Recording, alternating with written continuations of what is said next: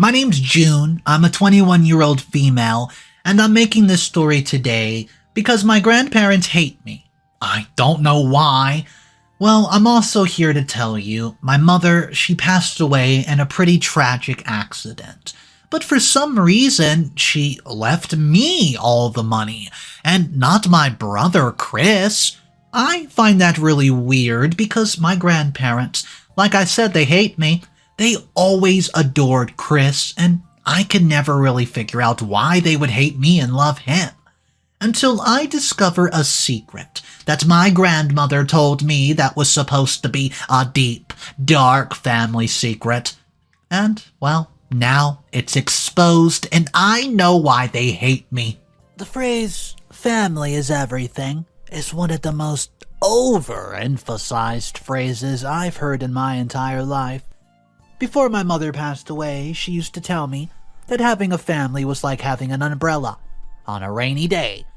But after she passed away, I realized that most times your family, can be the rain itself. As much as I love to read stories of other people's family experiences, I never thought a day I would be sharing my own experience would come into my life. As a young girl, I received all forms of love from my parents, and I can brag that they were always there for me whenever I needed them. I was the oldest child of my parents, and being the oldest child also came with special treatment. Even though my parents treated my brother and me with love all the time, she gave me special treats, bought me whatever I wanted, and she gave me that sense of belonging. I know you might be wondering why I added the sense of belonging. Well, the truth is, apart from my parents and my aunt, Linda, the rest of my family did not really love me. It's not like I was a problem child or something. They just preferred my younger brother, Chris. When my grandparents started this whole preferential treatment thing, I thought they just loved my brother more than me because he was younger. And he made everyone laugh a lot, but as I grew older, I realized that was not the reason.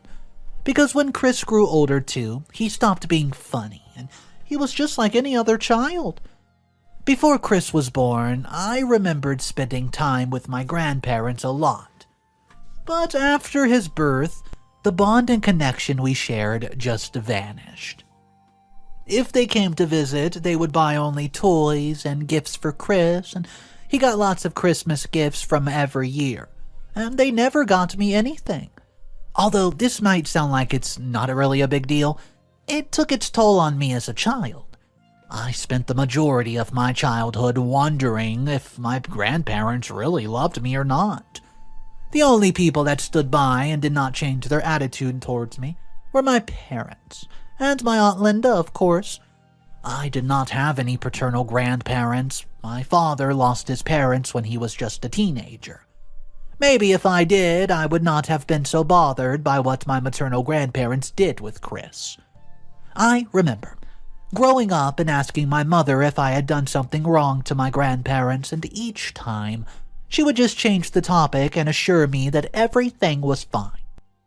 In reality, it wasn't, because everything got worse as the days passed.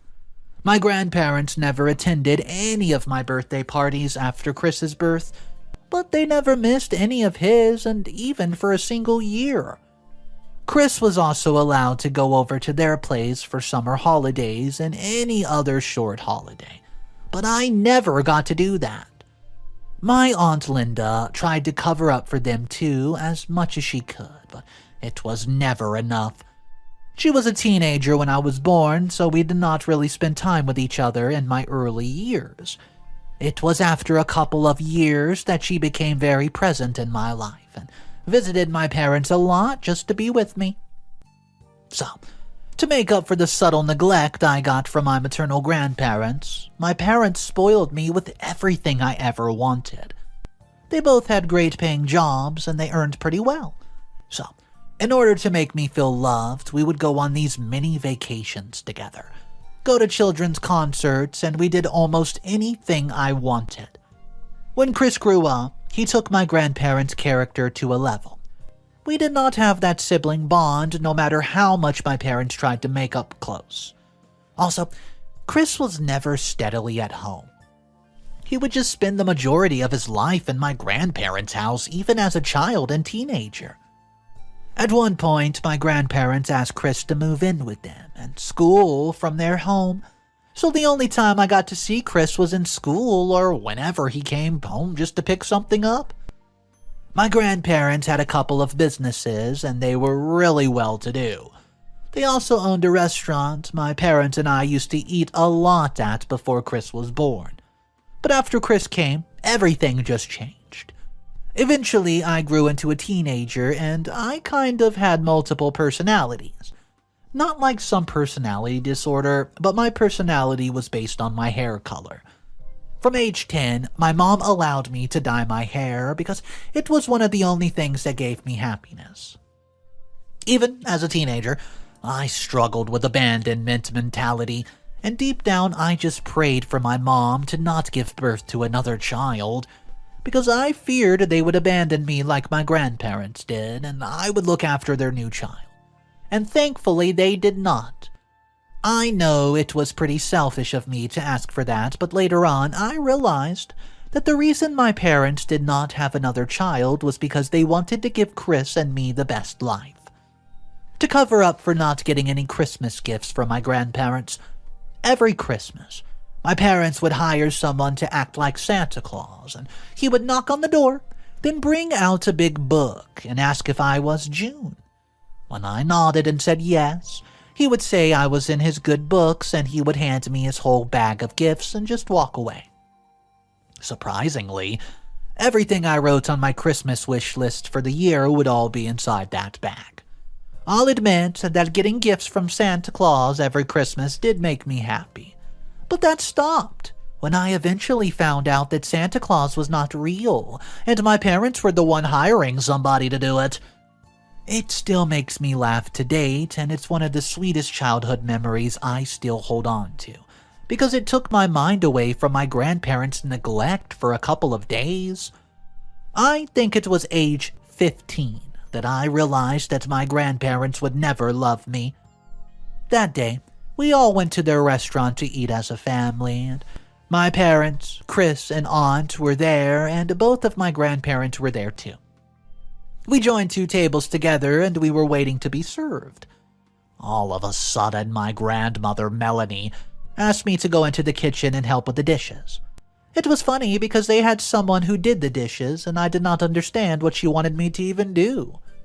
The thing is, she barely talked to me, and if the whole family were having a conversation and I said something, she would ignore me and talk to either Chris or whoever else was talking. So, when she asked me to go and help with the dishes out of the blue, everybody was a bit surprised. In order to impress her, I just quietly stood up, without arguing, and headed straight to the kitchen. About 2 minutes later, the food was ready and the waiters took everything we ordered at our table. I was already famished and did not have lunch that day because Mom insisted we would eat at my grandparents' restaurant. Since the food was ready, naturally, I left the plate I was washing and I went to join them to eat. The moment my grandmother spotted me coming out of the kitchen, she yelled at me and ordered me to go back and wash the dishes, and my parents were shocked. Aunt Linda was shocked as well, and my mom asked her why she did not want me to eat with everyone, and she told them that she ordered the chef to not prepare my meal until I washed all the dishes in the kitchen, and cleaned up the messy kitchen as well. The funny thing is, when I saw the dishes she asked me to wash, it would take at least an hour to finish them all. It was like she deliberately heaped the dirty plates and asked whoever was responsible for the dishes to not wash and clean the kitchen because she knew I was coming. At that point, I could not take it anymore, so I poured out my frustration and told her I was no longer doing these dishes. It was my first time talking back, and her, and in anger, she yelled at me and started calling me all sorts of names. It was not the first time I saw her that angry, and from her tone and the anger in her voice, it felt like she had been planning to embarrass me in front of everyone that way that day. There were other customers eating in the restaurant, and I could feel their eyes on me. That day I cried a lot, and my parents were so heartbroken. My parents and Aunt Linda were so mad. that they all yelled at her and we left the restaurant. At this point, too, my mom realized that there was nothing she could do to make my grandparents, especially my grandmother, love me. I also made up my mind to stop trying to focus on the other things that made me happy, like dyeing my hair, hanging out, and making new friends. My childhood experience with my grandparents was just my way of learning that everyone in the world would not love me, though they were family. Eventually, I completed high school and I got admitted into college the following year to study my dream course. At college, I made so many new friends and I was living my best life. Chris and I used to talk to each other once in a while, or he'd comment on my new picture on Facebook. But as for my parents and Aunt Linda, well, we almost talk daily. Most of my friends even used to tease me and call me a baby, because Mommy would call every day and my father would check on me at least 4 times a week. On the other hand, Aunt Linda and I were almost like best friends, except she was older. I was very comfortable with her and I told her a couple of things I could not tell my mother. As for my grandparents, mixing up with new people helped me in forgetting about them. And the only time I remembered them was when I went home for school breaks or my mother complained about something her mother did in the middle of our conversation. I'll admit that going to college was a big break for me, and it allowed me to see life from a different perspective. Despite being miles apart from my parents, I still felt their love. In my freshman year, they drove all the way to my college to surprise me, and I still cannot forget how shocked I was to hear that they both are just standing outside my apartment that afternoon. The most surprising part was, they came with Chris. It turned out he missed me too, and that they were not used to having me apart for so long. After my first visit, my parents did not show up again. We just stuck to calls, and they ensured I was comfortable, that I had whatever I needed. Everything else was good, and our constant communication remained. A week before I got the news that shattered my life, I was supposed to go home during a national holiday and spend the weekend with my parents. But because I had a very important test coming up the following week, I could not. The following week, I spoke with my parents on Tuesday night, and we talked about the test and how I aced it, and I promised to see them that weekend. The following day, I was attending a lecture and got multiple calls from my brother, Chris, which was unlike him. Chris only called twice, but when the call went up to 10, I knew something was wrong. When I eventually stepped out of the lecture hall to take the call, I got the news that my mom, she passed away. He told me she had a heart attack in the middle of work, but on getting to the hospital, she gave up her ghost. That was a major hit for me because I could not imagine what my life would be like without my mother in it. My father called after I ended Chris's phone call, and all I could hear was him sobbing. He could not bring himself to tell me what happened, and that alone confirmed Chris's news to be true. That same day, I returned to our hometown to see things for myself, and I still remember how my heart constricted and my stomach churned as I walked into the hospital Chris told me about. My aunt and grandparents were there, and the moment my aunt saw me, she started crying again and just hugged me. I wasn't bothered about my grandparents because I knew they would act like I was invisible. They only turned their heads in my direction and continued to console Chris, who was sitting in between them. My mother's demise left a big hole in my heart, and even as I share this story, I still have that nostalgic feeling. The only people that confronted me and stood by me were my aunt and father. My aunt literally moved in with us so she could look after my dad and me. My dad, on the other hand, was very heartbroken, and I knew he missed my mother because he cried every single day. Every single day.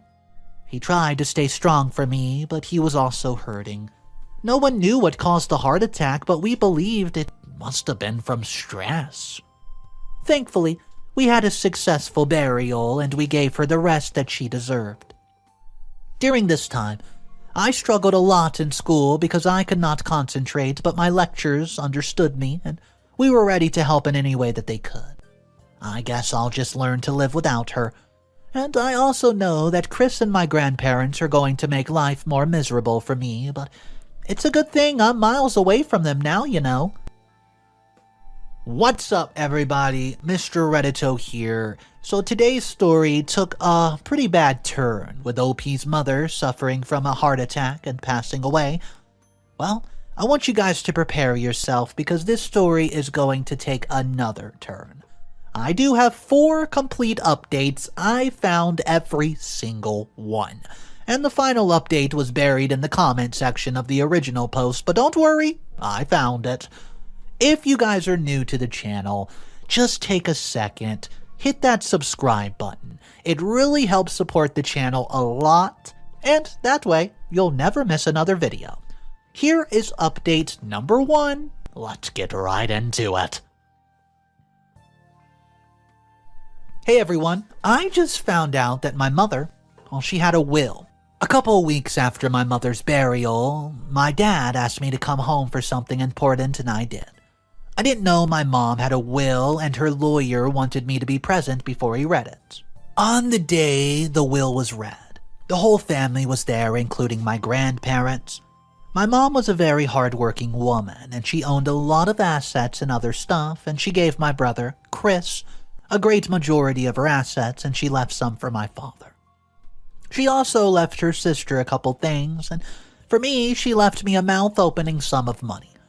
My grandparents were very shocked when they heard about the large fund my mother left me, and somehow they expected the lawyer to keep reading the will, but that was all of it.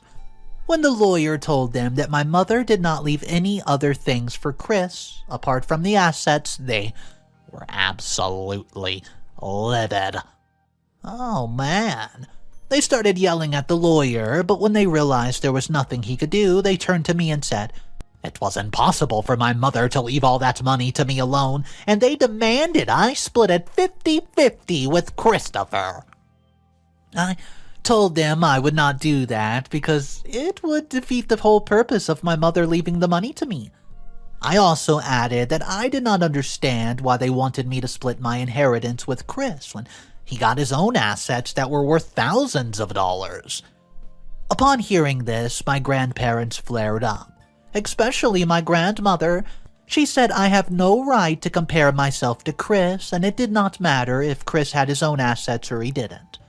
They insisted that I had to split my inheritance with Chris, and this time around, it felt like it was more of an order and not a request. My dad, who had gone to see a lawyer, returned to my grandmother yelling at me, and when he knew what she was asking, he confronted her for the first time. My grandfather was fast to shut him up, and he left the house in anger, leaving only Aunt Linda, Chris, my grandparents, and me in my grandparents' house. I was so mad at them for treating my father that way, but I knew it was a horrible time to express my hate and anger for them. The room was already tense, and I did not want to worsen it. But when my grandmother mentioned the splitting of my inheritance again, I lost my cool, and I yelled back at her. I asked her why she hated me so much and treated me like I was picked from the gutter, and she let out a big, dramatic, evil laugh. She said she would tell me, but whether I liked it or not, I was going to give half the money I inherited from my mother to Chris. She kept talking about how she needed to give Chris a beautiful future, and it did not make any sense. Why is Chris's beautiful future at the expense of my future? The thing is, Chris's future was already set. Right from his age of 5 years, well, that birthday, my grandparents opened an account for his college fund, and they deposited money in it for the past 12 years. My parents were aware of this, and that was the main reason my mom willed all of her money to me. She knew I needed to complete college, and it would be a lot of responsibility on my father alone. Aside from that, anytime Chris needed money to fool around with his friends, he had a credit card he could use, or they would give him cash. I never got any money from my grandparents, not even a penny, and my mother knew a miracle would not happen if anything happened to her or my father. After she was done rambling about Chris's future, I summoned the courage to speak my mind to my grandparents again. But this time it ended badly. My grandmother called me all kinds of names, and she even said I would not have a place in her home if I did not give Chris half of my inheritance. It was a very funny thing to hear, because I never had a place in her home, and I told her that. She was so angry she started saying she knew my mother was wasting her resources on me, and barely 2 months after my mother's demise, I was already showing my true colors, whatever that means. I knew she had been verbally abusing me in the past, but those words of hers hit me differently. At that point, my Aunt Linda stepped in and tried to stop her from talking, and she yelled bitterly at Linda and said she would let a child, aka me, a child that they were doing a favor, talk to her in this way. In that anger, she told me a bitter truth that explained why she and grandfather hated me so much. Update number 2. Prepare yourself. Hey guys, thanks for the comments everybody. I just had to go offline for a couple days, but I'm back to my senses. Since I found out from my grandmother last week that I was, well, adopted. That's right. Some of you guessed it in the comment section, but yes, adopted. Everything began to make sense. It explained why my grandparents' attitude changed towards me after Chris was born. Although I was very heartbroken, and that wasn't something I expected to hear at this season in my life, my grandmother did not care. She still broke the news, and when I confronted my father about it, he was very mad at Grandma for saying it. He and my late mother never had the intention of telling me I was adopted, because they knew I would be hurt. It turned out that Chris was not aware of it, and maybe he would have used it to mock me. I mean, I don't really blame him. He grew up with my grandparents, so they poisoned his mind and ruined every opportunity for us to live like actual siblings should. The first few days after I found out from my bitter grandmother that I was adopted, I shut everybody out, which was part of the reason I did not respond to comments in time. After confronting my father that same day, I went over to a friend's place to crash for a couple of days. At that moment, I felt like the world had turned its back on me, and I did not take anyone's phone calls. When my friend's mother knew what I was going through, she talked to me and explained that I was hurting my father and aunt more by shutting them out. She also explained why they did not tell me because they feared I would act the same way I was acting, and at the end of the conversation, I realized that my parents and aunt loved me. Because if they didn't, they would have treated me the same way my grandparents did, but they didn't. They never gave me a reason to doubt if I was their child, and even pampered me more than Chris. Well, long story short, I went back to my dad and aunt who were very worried for me. After things turned out the way they did, my relationship with Chris got even worse. He started making shady posts on Facebook that insinuated an adopted child was not really family, and he tagged me in all of his posts. I showed them to my aunt, and she advised me to just ignore him or block him for my peace of mind, and, well, I did the latter. The most heartbreaking thing was that my grandparents were nicer to strangers and treated them better than they treated me. It was more of an eye service thing. When everything was settled and I no longer acted childish, my Aunt Linda explained everything to me, word for word, everything. My father did not want to talk about it because he felt it would change our relationship or make me feel less of a child than Chris. But my Aunt Linda explained because I begged her to know the whole story. According to her, after my parents got married, they stayed for years, but they were unable to conceive.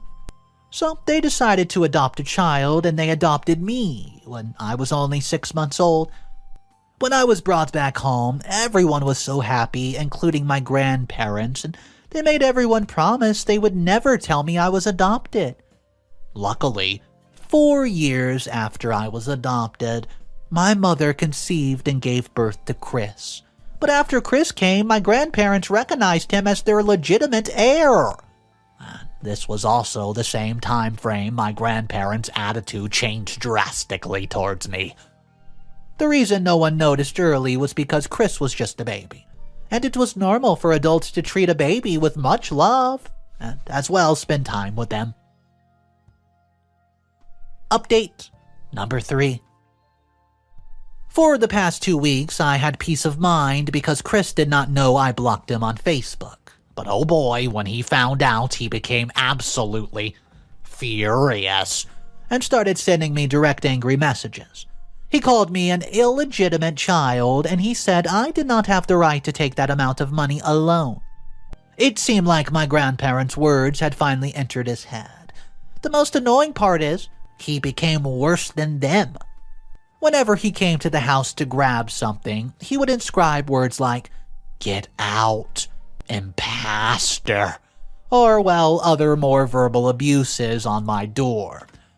And honestly, it was getting to me and it affected me a lot.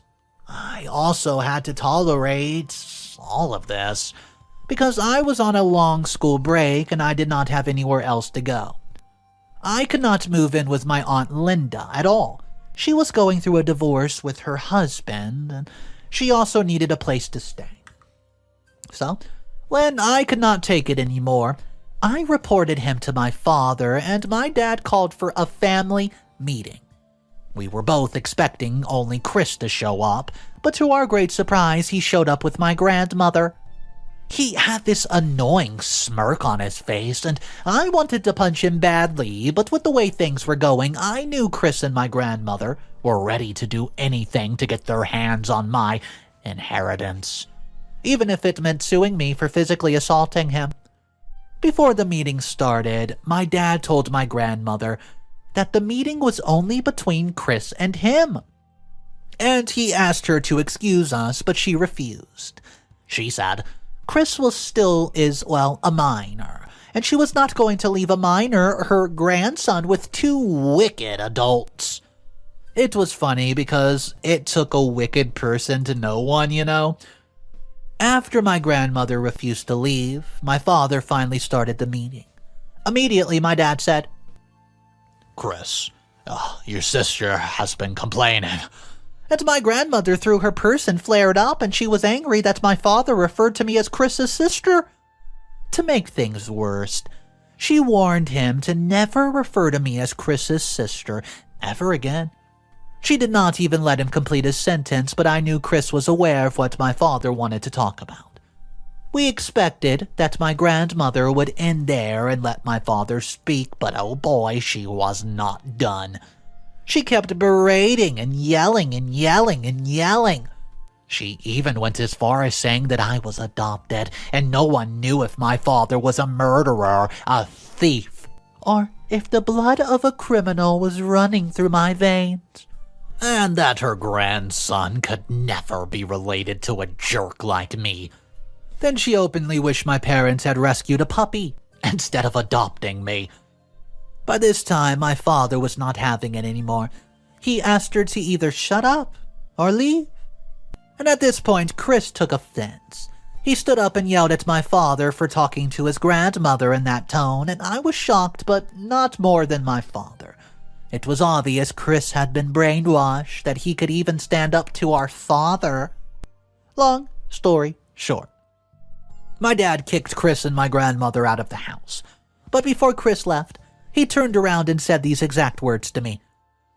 "Don't you think you can get away with the money just because Dad's on your side? You fatherless jerk." And he left. I was very heartbroken that day, and somehow Chris's words reopened the wound I was trying to close. And my dad was so mad that he called the lawyer and fixed an appointment to meet with him. He said he was tired of grandmother's annoying attitude. Update number 4. Hey everyone, guess what? I got my inheritance, and I did not give a penny to Chris. A few days ago, my father and I met with my mom's lawyer, and we explained everything that was going on. Well, He told me that the money was only for me and I was under no obligation to share it with anyone. If my grandmother insisted that I shared the money with Chris, I should stand my ground and tell her I would not do such a thing. Hearing this was music to my ears. I wanted to be sure I could do whatever I wanted to do with my money, because I already had plans. Well, when the money was eventually released to me, I bought my dream car, and I also bought an apartment on the same street my grandparents lived on. I didn't know that my dad also had other plans for me until I tried to give some of the money. It was my first big gift to him, but he rejected it and said I needed the money more than he did. He also said he was saving a lot of money for Chris and me, and I did not need the money for college and other future purposes, because he was there to take care of my future. It was even his idea for me to buy my dream car so we could see how my grandparents would react to it.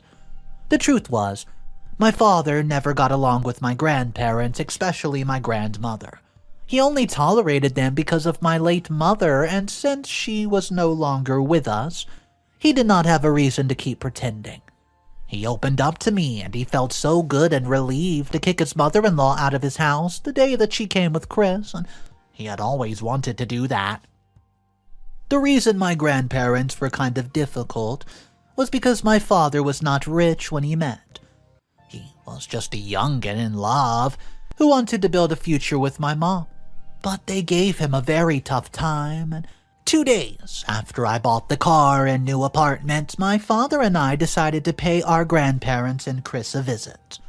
The good thing was, they were at home when we got there, and the expression on their faces when they saw me step out of my classy red car, it was worth framing. Chris was at home with some of his friends, and his mouth literally dropped when he saw me come out of my new ride. My father and I did not go into the house. We stayed outside, and we started talking at the top of our voices so they could hear us. Although it was childish, I loved that moment. When they heard that I bought a car and an apartment down the street with their inheritance money, they were so mad. My grandmother, who was always the first to abuse me, just called me greedy and heartless, and I used the opportunity to let her know that I was cutting all ties, absolutely everything, since she insisted that I was adopted, and then I left. Chris was also obviously angry as well, and the expression on his face said everything I needed it to say. My Aunt Linda was not very happy with what I did, but she understood why I had to rub the car and house in my grandparents' face. The college even been easier and more fun for me because of my new vehicle. Well, the most important thing for me is that I have my father, Aunt Linda, and the guys here in the comment section. This community's amazing. Oh yeah, and my new boyfriend. And right now, no one else matters. Thank you so much. So this story had a lot to it, but I want to discuss the comment section on this one because it was saying, yeah, I can understand why you would cut your grandparents off, but what you did at the end of the story, OP, was a little petty and a little too over the top. I mean, did you really have to go back and show off your car and show off your apartment just to gloat about all the inheritance money you got? I mean, couldn't you have just taken it, cut contact with them, and just called it a day? Well, about 50% of people were thinking like that, and about 50% of people were saying, oh no, I would have done the same thing. I would have pulled up right to their house in my fancy new car, honking the horn, waving, until they kicked me out. So, I want to ask you guys this. Which side of the story are you on? Are you with the side that says, that was a little too petty? Or are you on the side that says, you do what you gotta do? Drop your comments down below. Let's discuss this one in the comment section. If you guys are new to the channel, hello and welcome. My name's Mr. Reddito. I post stories every single day. So hit that subscribe button, stop by tomorrow, see what we're up to, and just remember, it's cool to be kind. See ya.